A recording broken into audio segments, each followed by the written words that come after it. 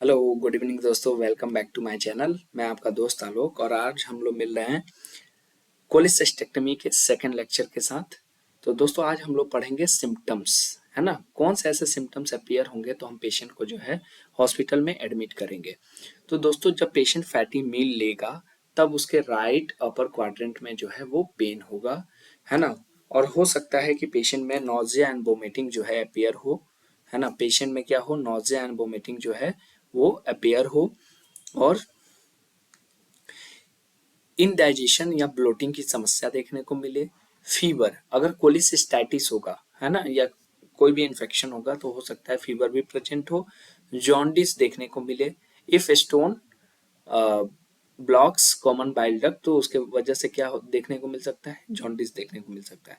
और Murphy sign positive देखने को मिल सकता है। तो ये मर्फी साइन क्या होता है दोस्तों, तो पेन ऑन इंस्पायरेशन, जब भी पेशेंट सांस लेगा, है ना, या फिर राइट अपर अपर एब्डोमेन जो है वो जब प्रेस करेगा ऐसे, है ना, तो उसको पेन जो है वो फील होगा।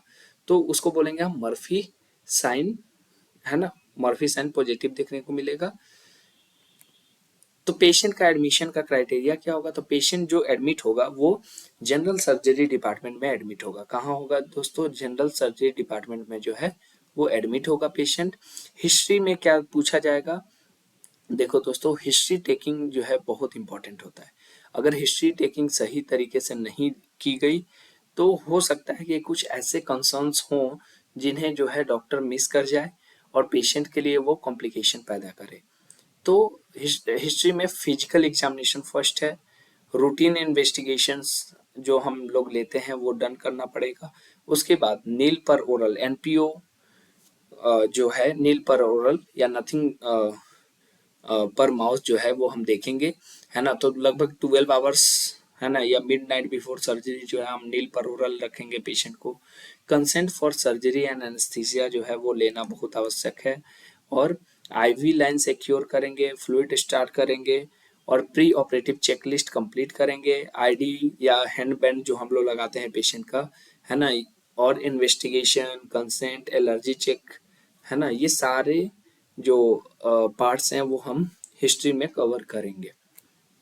नेक्स्ट है प्री एनेस्थीसिया चेकअप में हम क्या करेंगे। तो आप सभी जानते हो कि प्री एनेस्थीसिया चेकअप जो होता है वो एनेस्थेसियोलॉजिस्ट जो है वो परफॉर्म करता है और आप भी उसके पार्ट होगे, है ना, एज अ एनेस्थीसिया टेक्नीशियन। तो एनेस्थीसिया टीम के द्वारा ये परफॉर्म किया जाता है और इसमें हम क्या करते हैं, पेशेंट का फिटनेस, जीए के लिए वो फिट है कि नहीं, और जो भी रिस्क असेसमेंट है उसको हम क्या करते हैं, कंक्लूड करते हैं। नेक्स्ट है इंक्लूड हिस्ट्री में हमें क्या देखने को मिलेगा, डायबिटीज हम पूछेंगे, पेशेंट को डायबिटीज है कि नहीं चेक करेंगे, है ना। उसके बाद hypertension, asthma, cardiac disease, allergy. Airway assessment में मलम पट्टी ग्रेडिंग जो बहुत इंपॉर्टेंट है ना। डेंटिशन या नेक मूवमेंट या नेक एक्सटेंशन, है ना, थायरोमेंटल डिस्टेंस, माउथ ओपनिंग जो है ना, ये सब चेक करेंगे हम। नेक्स्ट है सिस्टेमिक एग्जामिनेशन में हम कार्डियोवास्कुलर सिस्टम, लंग्स, एब्डोमेन, है ना, चेस्ट एक्सरे जो है नॉर्मली हम देखते हैं। इन्वेस्टिगेशन रिव्यू तो सीबीसी आपको करना पड़ेगा, एलएफटी देखना पड़ेगा, रीनल फंक्शन टेस्ट देखना पड़ेगा। एलएफटी क्या है, लीवर फंक्शन टेस्ट। ईसीजी देखना पड़ेगा, चेस्ट एक्सरे, ब्लड शुगर आपको देखना पड़ेगा। उसके बाद सबसे इम्पोर्टेंट एएसए ग्रेडिंग, है ना। एएसए ग्रेडिंग हमें देखना पड़ेगा कि किस ग्रेडिंग में जो है हमारा जो जीए है वो प्लान हो रहा है, पेशेंट के साथ क्या कंडीशंस हो सकते हैं, क्या रिस्क असेसमेंट हो सकते हैं। Recommended investigation by doctor, ultrasound abdomen ताकि गॉल स्टोन कंफर्म किया जा सके, या कोलिसिस्टाइटिस हो या कोई कैंसर हो या इन्फेक्शन हो उसको हम कंफर्म कर सके। डक्ट डायलिटेशन कंफर्म कर सके, या डक्ट ब्लॉकेज तो नहीं है ना। कॉमन बाइल डक्ट जो था तो स्टोन कई बार उसमें रहता था, तो वो सारी समस्याएं ना हो इसके लिए हम अल्ट्रासाउंड एब्डोमेन का अल्ट्रासाउंड करके देखेंगे। ब्लड ग्रुपिंग क्रॉस मैचिंग करेंगे ताकि ड्यूरिंग सर्जरी किसी तरह का अगर ब्लड प्रोडक्ट की हमें नीड होती है तो हम इजिली जो है उस समय ब्लड पेशेंट को दे सके।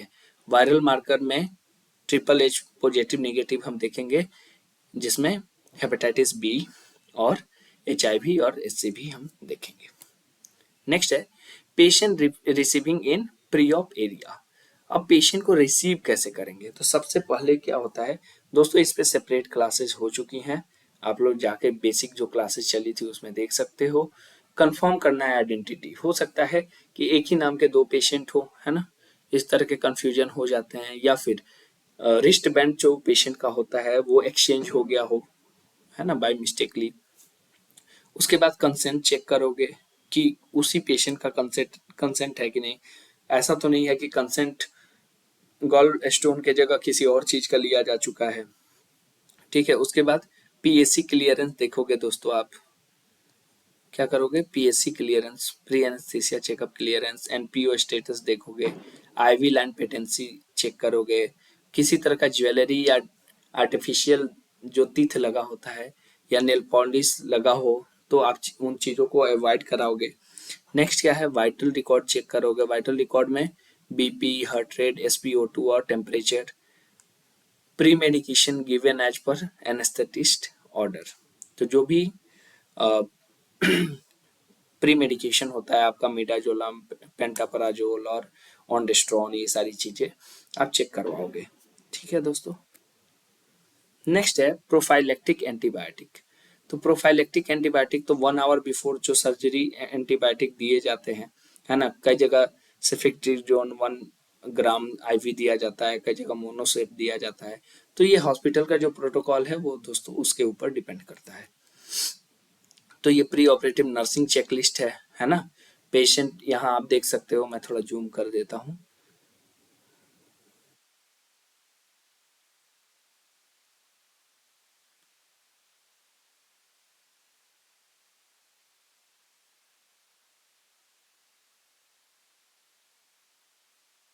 ठीक है दोस्तों, यहाँ देख सकते हो पेशेंट आइडेंटिटी, ये band, allergy allergy band, history of previous surgery. तो इसमें टिक मार्क किया गया है कि कौन सा पॉजिटिव है, कौन सा नेगेटिव है, क्या आपने किया है, क्या नहीं किया है, सर्जरी के लिए कंसेंट लिया है कि नहीं, एनेस्थेसिया के लिए कंसेंट लिया है कि नहीं, हाई रिस्क का कंसेंट लिया है कि नहीं, साइट मार्किंग किया है कि नहीं, ठीक है। तो ये नर्सिंग चेकलिस्ट है, आप देखते हो सर्जरी से पहले कि क्या चीजें हो चुकी हैं और क्या चीजें बाकी हैं, ठीक है दोस्तों। तो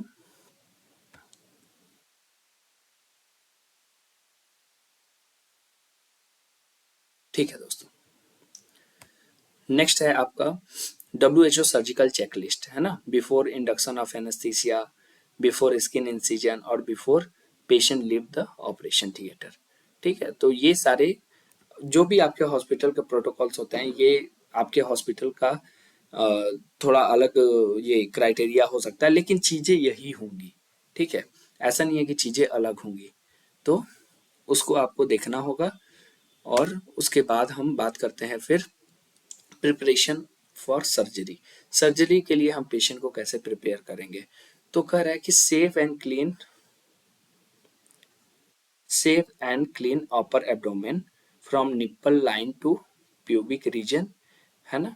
area clean with antiseptic solution, betadine और स्प्रिट हम यूज करते हैं। पहले बीटाडिन से हम स्क्रब करते हैं उधर, और उसके बाद हम क्या करते हैं, स्प्रिट से क्लीन करते हैं, है ना।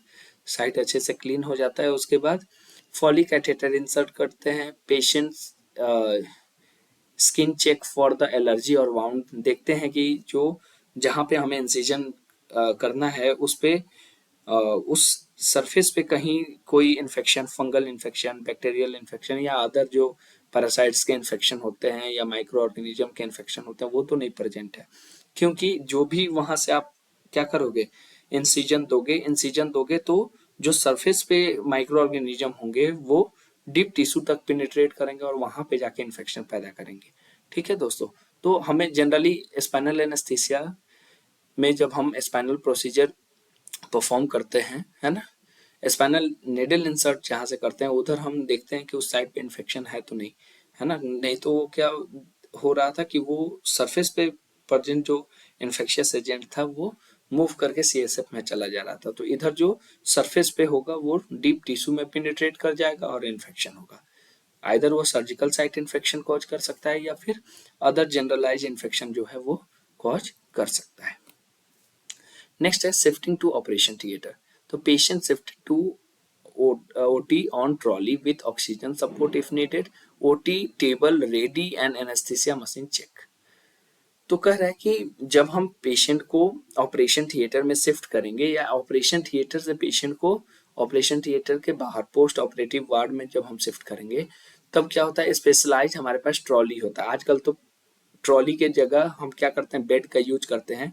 मॉडर्नाइज फुल्ली इक्विप्ड जो हमारे पास बेड आ गए हैं, जहाँ पे एक साइड मॉनिटर लगा होता है हैंडल के साथ, है ना, एक तरफ IV फ्लूइड लाइन लगा होता है, नीचे में आपके गैसेस सप्लाई लगे होते हैं, है ना, साथ ही आपके पास क्या होता है, AED और ये सारी चीजें मौजूद होती हैं।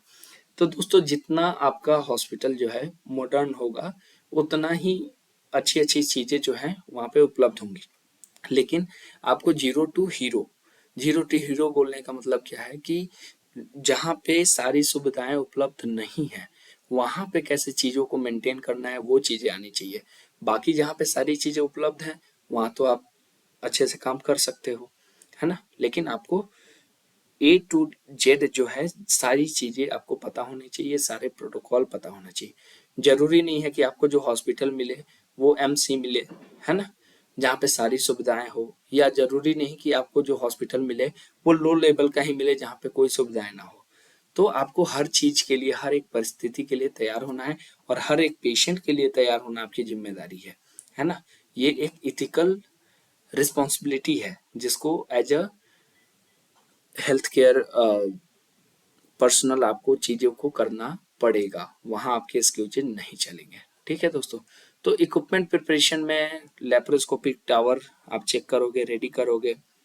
लेप्रोस्कोपिक टावर क्या होता है दोस्तों, तो जो भी लेप्रोस्कोपिक जो मशीनरीज होती हैं हमारी, एक पैनल पे लगी होती हैं, एक सीरीज पे, एक ट्रॉली पे, ये उसे टावर बोलेंगे, और एक तरीके का अलमीरे टाइप का कुछ होता है ओपन, है ना, जिसे हम लोग लेप्रोस्कोपिक टावर ही बोलते हैं। लेकिन आप समझने के लिए ये समझ सकते हो उसमें क्या होता है, उसमें सारे मशीनरीज होते हैं और उनसे अटैच हमारे जो इक्विपमेंट होते हैं, इंस्ट्रूमेंट होते हैं, वो लगे हुए होते हैं। कैमरा चेक करोगे, इंसफलेटर चेक करोगे, लाइट सोर्स चेक करोगे, कार्ट्रिज चेक करोगे, सक्शन मशीन चेक करोगे। वाइटल मॉनिटरिंग की बात करें तो ECG लेड आप चेक करोगे, एंड नॉन इन्वेसिव जो BP कफ होगा वो कनेक्ट करोगे, पल्स ऑक्सीमीटर कनेक्ट करोगे, और टेम्परेचर प्रोब कनेक्ट करोगे। यहाँ पे आपको एक चीज ध्यान रखना है कि base line vital noted before induction. Induce करने से पहले, पेशेंट में एनेस्थीसिया देने से पहले, जो भी बेस लाइन वाइटल है कि BP कितना है, SpO2 कितना है ना, ये सारी चीजें तो हमें इजिली जो है, जो फ्लक्चुएशंस होते हैं जो डाटा के, उनको मेजर करने में हमें आसानी होती है। कैसे, तो मान लो कि बिफोर इंडक्शन पेशेंट का जो BP था वो 140/90 था, है ना, या 100 था। लेकिन आफ्टर इंडक्शन क्या हुआ, ये घट के हो गया 100/60, 100/80। तो उसको जो डिफरेंसेज आए, उन डिफरेंसेज को काउंटर ये करने में हमें हेल्प मिलता है। ठीक है दोस्तों। नेक्स्ट है जनरल एनेस्थीसिया। तो जनरल एनेस्थीसिया में प्री ऑक्सीजनेशन करोगे, है ना, 3 to 5 मिनट। इंडक्शन एजेंट दोगे, या तो प्रोपोफॉल या फिर थायोपेंटोन, और मसल रिलैक्सेंट दोगे। सक्सिनाइल कोलिन इंटुबेशन के लिए मोस्ट प्रिफर्ड होता है, आप नॉन डिपोलाइजिंग मसल रिलैक्सेंट भी यूज कर सकते हो। उसके बाद इंट्रोट्रैकियल इंटुबेशन परफॉर्म करोगे, ट्यूब फिक्स करोगे, connect to anaesthesia circuit. Next है anaesthesia maintain with O2 NTO और सिवोफ्लोरेन, आप आइसो भी ले सकते हो, है ना। उसके बाद जो है नॉन डिपोलाइजिंग मसल रिलैक्सेंट दोगे। आफ्टर इंडक्शन, आफ्टर इंटुबेशन की बात की जा रही है, वेक्रोनियम, और मॉनिटर कंटिन्यूअसली जो वाइटल्स हैं उनको आप कंटिन्यूअसली क्या करोगे दोस्तों, मॉनिटर करोगे। ठीक है। नेक्स्ट है आपका पेंटिंग एंड ड्रेपिंग। तो जो एरिया होगा उसको पोविडिन आयोडीन जो सॉल्यूशन होगा उससे आप क्या करोगे, क्लीन करोगे। उसके बाद आप स्पिरिट से अल्टरनेटिवली 3 टाइम क्लीन करोगे। Sterile drape applied, exposing only the operative field, right upper quadrant. तो जो भी आपका सर्जिकल एरिया है ना, मान लो मैं एक पेशेंट का ये बॉडी बना दिया, ठीक है, तो ओनली जो सर्जिकल आपका एरिया है उसे आप क्या करोगे, क्लीन करोगे।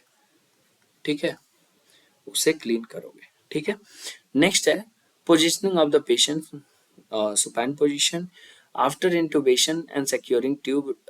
उसके बाद क्या करोगे, रिवर्स ट्रेंडेलेनबर्ग पोजीशन में आपको रख दोगे विथ लेफ्ट टिल्ट, है ना, ये पोजीशन आप याद रखना, है ना, ये पूछा जाएगा। To move intestine away from the gall bladder area, और ये पोजीशन देने मतलब मैं मार्क कर दे रहा हूं यहाँ पे, reverse Trendelenburg position with left tilt, ये देने से होता क्या है कि जो इंटेस्टाइन के पार्ट्स हैं जो गॉल ब्लैडर को टच कर रहे हैं वो उधर से क्लियर हो जाते हैं और इजीली गॉल ब्लैडर जो है एसेसिबल हो जाता है। Both arm tucked and one abducted for IVSS।